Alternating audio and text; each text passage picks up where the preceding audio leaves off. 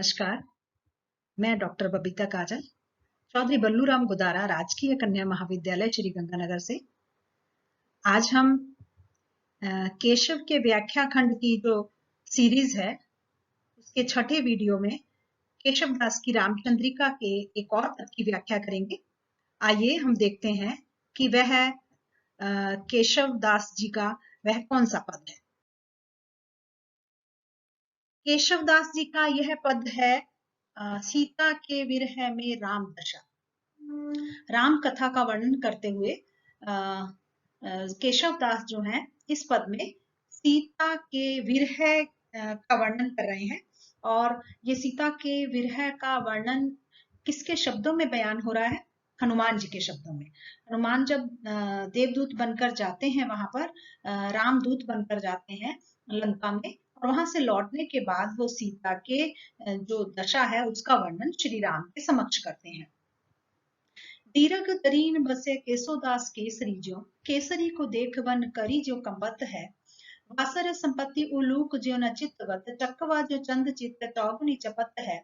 Cake सुनी ब्याल जो विलात जात घन श्याम, घनन की घोरन जवासो जो तपत है। भोर जो भवत बन योगी जो जगत रैनी, साकत जो राम नाम तेरु ही जपत है। श्री राम को सीधा संबोधित करते हुए हनुमान जी सीता माता की जो स्थिति है उसका वर्णन करके सुनाते हैं कि सीता जी की स्थिति क्या है। दीर्घ तरीन बसे केशवदास केसरी जो, केशवदास कवि कहते हैं कि जिस तरह से वनराज जो शेर है वो बड़ी बड़ी गुफाओं के, काली गहरी गुफाओं के अंदर निवास करता है, वैसे ही जो सीता जी हैं वो भी गुफा के अंदर निवास करती हैं और दिन की रोशनी अर्थात उनको मानो अच्छी नहीं लगती है।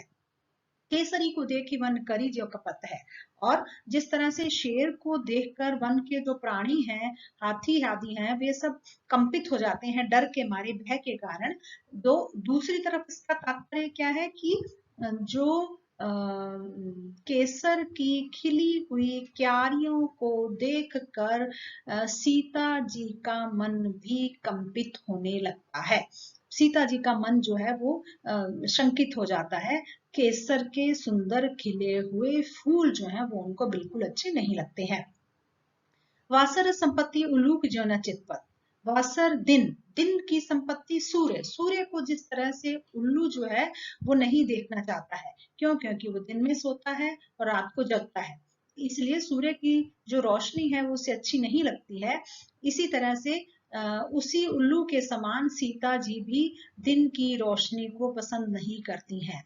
मानो उनके जीवन में आपके बिना छाए हुए जो अंधकार है उसके कारण वो अंधकार में ही रहना चाहती हैं जब तक कि आपसे उनका साक्षात्कार नहीं होता या आपके दर्शन उनको नहीं होते हैं। चकवा जो चंद चित चौगुनी चपत है। और जिस तरह से चकवा पक्षी चंद्रमा को देखकर चौगुना चकित हो जाता है या चौंक जाता है, क्योंकि चकवा और चकवी का ये काव्य रूढ़ी है। माना जाता है कि उनका मिलन रात्रि में होता है और दिन में दोनों अलग हो जाते हैं। तो इसलिए चकवा रात्रि में और दोनों अलग हो जाते हैं और दिन में उनका मिलन होता है।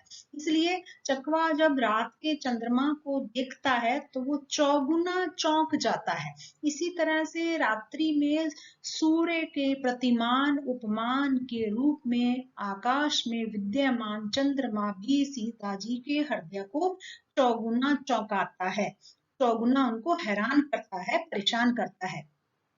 केक सुनी ब्याल जो बिलात जात घनश्याम, जैसे जो है मोर की ध्वनि को सुनकर जो सर्प है वो बिल में घुस जाता है। मोर में और सर्प में बैर माना जाता है, तो मोर की मधुर ध्वनि को सुनकर जो जो जो सर्प है वो बिल में जाकर छिप जाता है।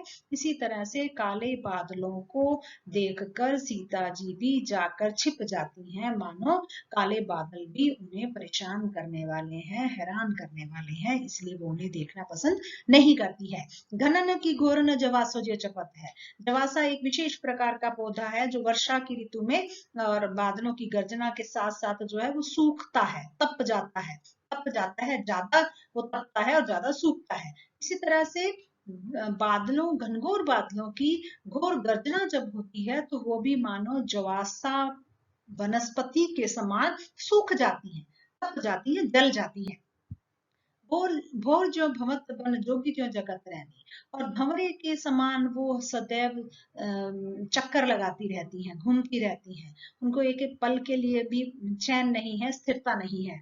वन जोगी जो जगत रहनी, और वन में निवास करने वाला योगी जिस तरह से रात रात भर जागकर योग करता है, साधना करता है, तपस्या करता है, ठीक वैसे ही वो भी पूरी रात जगती हैं। सख्त जो नाम राम के रोई जपत है। और इस तरह से हे श्री राम, जिस तरह से कोई शाक्त शाक्त जिस तरह से शक्ति की उपासना करने वाला सदैव शक्ति की प्रतिमूर्ति माँ की जो आराधना करता है, माँ दुर्गा की आराधना करता है, शक्ति स्वरूप, जो शक्ति स्वरूप माँ दुर्गा है उनकी आराधना करता रहता है और हमेशा उनके नाम को जपता रहता है, ठीक वैसे ही वह हे श्री राम, वह आपकी सीता जी सदैव आपके ही नाम को सदैव जपती रहती हैं, रटती रहती हैं, मानो आपके अलावा या आपके नाम के अतिरिक्त उनको दुनिया के किसी भी सौंदर्य के